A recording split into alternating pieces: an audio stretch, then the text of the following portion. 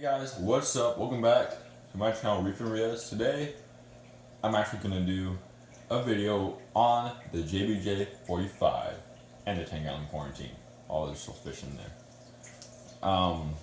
So yeah, this is my dad's. Well, it was mine, but I gave it to my dad. JBJ 45 all-in-one system, and it has a nice curved glass, so there's no seams right there on the sides. It's curved. It's pretty cool. I kind of don't like it, but my dad does, so that's why he takes care of it. We got an AI Prime up top, the Black HD. We got some awesome equipment in the rear sump area. And as you can see, it's a beauty. Let's go ahead and start with the fish. If you don't know already, right there in the middle, it's a blue damsel. You know, actually, I've been meaning to take him out, but I can never catch him, so he stays in there now. Right behind him is a Percula clown. We got him hoping he would host an anemone that is still closed up. It's a rainbow anemone, and I can put a picture in or a video I have here.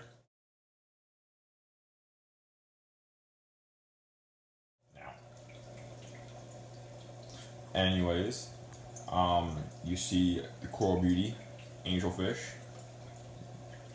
I say his temperament, if you're thinking about getting one, definitely get one. If you have a bigger tank, then I would say 40 gallons.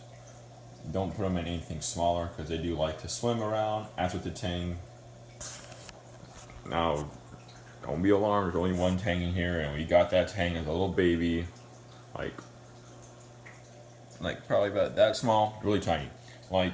He was so cute.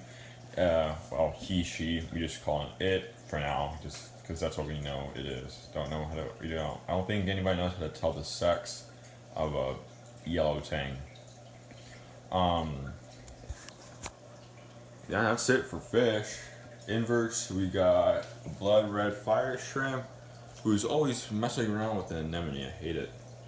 My dad hates it too. And now it's skunk cleaner shrimp. You can kind of see them.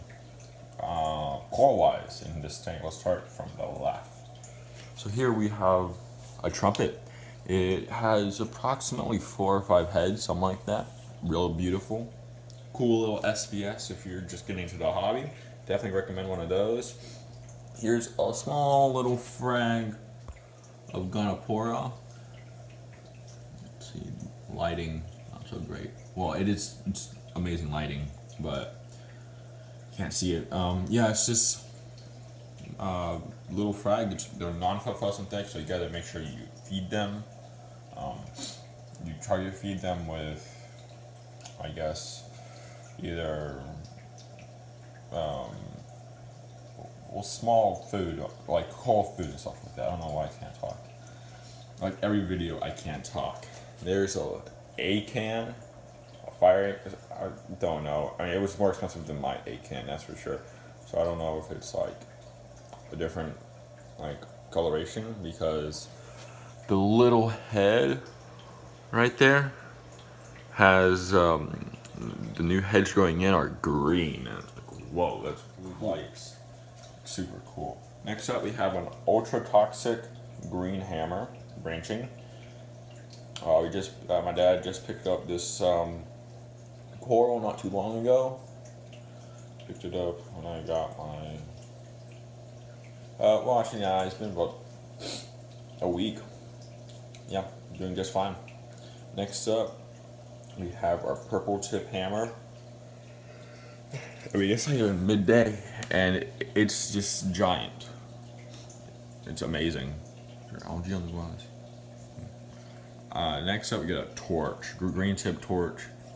Another amazing coral. If you're a beginner and you want a coral that looks like anemone but it's not an anemone, there's your answer. A torch, either they have some gold tip hues and some other colorations are way nicer. We just happen to have this one. Oh, excuse me. I skipped over one coral. It's kind of ugly. There's just some green zoanthids that are infested with Aiptasia. Now, the other day, or yesterday, everybody was all closed up. We don't know why. And it looks like all the Aptasia are back. Yep. Man, we were so happy. Yesterday, there was no Aptasia in this tank. Like, none. And then they all closed up. We're all so happy. But they all died. Excuse me. They all died. And we were like, yes, then now there's Aptasia in here. Wow. Didn't know that. Side view.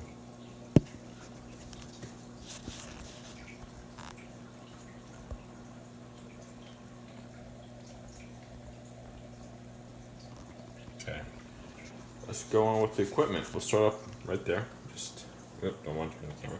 Just Flipper Nano does its job. Amazing. The Flipper line I think are amazing. I'm pretty sure there's a few out there that like the Flipper and probably a little bit more better.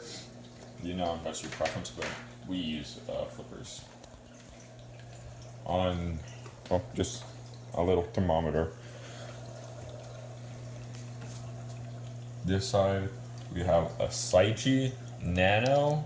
I think it's the 530 gallon per hour model, and then a Coral Life thermometer. And let me tell you, this thermometer is crap. Well, in the beginning, it matches up with this thermometer, but now that we've had it for a long time, it's complete crap. It's like 4 degrees. It's like 2 to 4 degrees off, and it's ridiculous. Next, I guess, is the power strip. We got this from Micro Center. It's an individually switched power strip. Definitely recommend it for a small tank like this because, I mean, still our cord management is kind of crap, but at least we can turn off what we need to whenever we can. So first, chamber. Just got some filter floss. We got some CChem matrix in here as well. Have our chemical filtration in bags. I make it myself.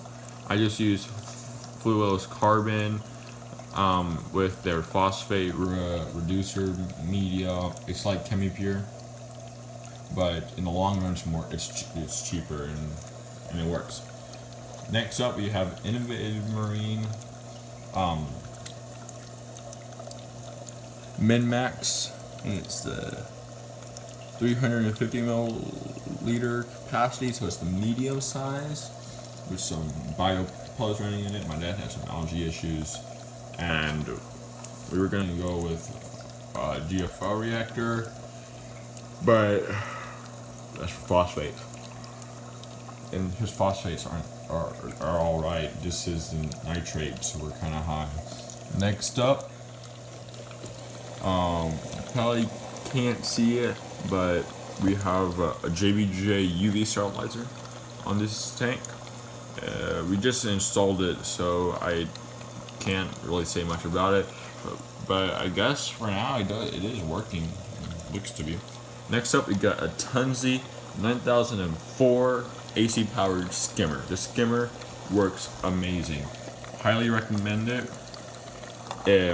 If you have an AIO that's medium sized, like this JBJ and up, if it's an AIO. If it's, or you can even put it in if you build your own 40 gallon skimmer. It skims up to, for its maximum skimming capability is up to 65 gallons. So I could have used this skimmer in my tank and it would have saved a lot of room. But I want to try something new and different, so I can end up making a review on it. This is kind of like a review for this stuff, but not really. I'll make a more in-depth review on that product only in the near future, before I end up going to school. That's for sure, though. Next, we have the Smart Micro ATO. I run it on my tank, on my 65. I was about to say 120. Wish I had a 120, but no. So it's just a Smart Micro ATO. My dad got it first, and it runs behind the tank, and it has like a little opening in back of the tank.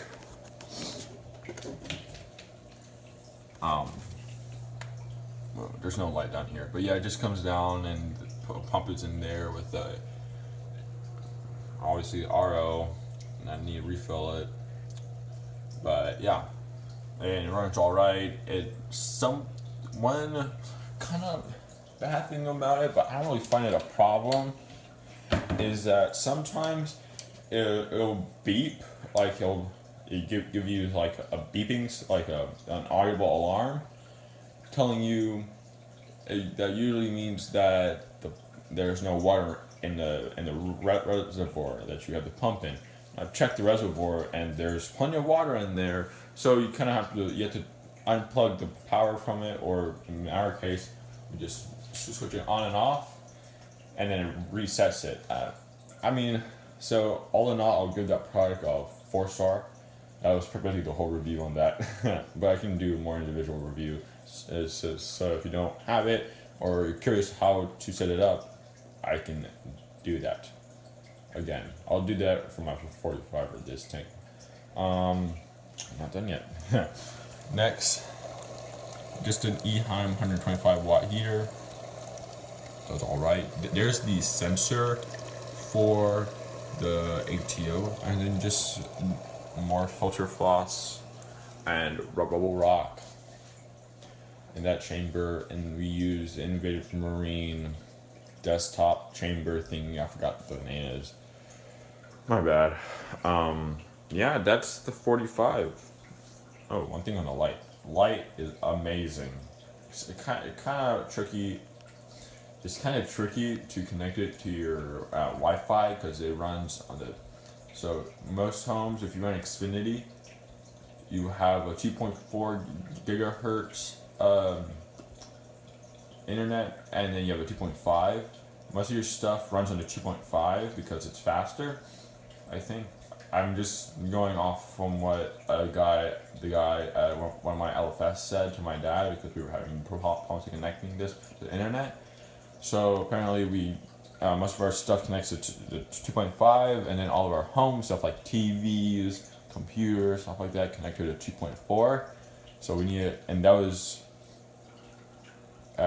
basically that's connected to the 2.4, but we were looking at our other Wi-Fi for it. So yeah, I mean, you just gotta connect it to the slower Wi-Fi in your home, I guess. That's what he meant. I don't know. I try my best to explain that, but yeah, definitely a great light. A lot of features. You can control it from your phone. Control it off your laptop or computer. Pretty cool tank. And I'm gonna transition over to the quarantine tank. Okay, that's on the inside. My apologies for making it so dirty. Wow. Okay. The fish are alive, so that's not concerning me, but I do apologize for being so dirty. Let's see if I can get a close-up. Currently in here we got Melanaris Wrasse and a Diamond Watchman Goby, both going to the 45. Sadly, I want at least the Wrasse. I don't know about the Goby, but man, sorry for not so clear image. But yeah, it's just so. Let me basically explain. So basically, we use this tank as whenever we get new fish in. We always quarantine. Well, I didn't quarantine my tang nor my trigger, but I can take the chance. My dad can't, because he already has an established tank.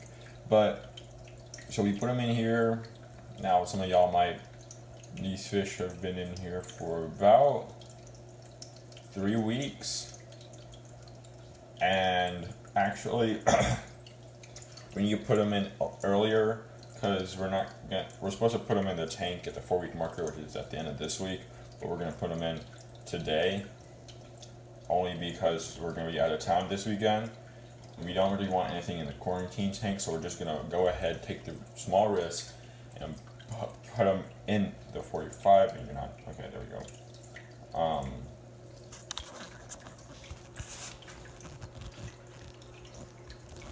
Yeah, let's see. tell what this thing has, obviously. But this thing from PetSmart, the lights are just two small 3 LED light strips. The filter we got from Dr. Foster Smith to hang on the back, like you're hanging back with a regular filter.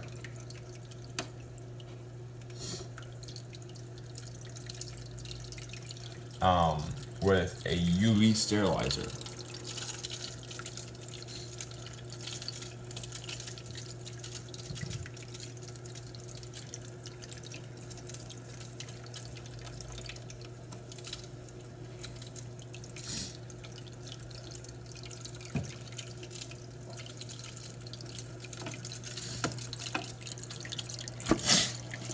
I'm scared to open the top.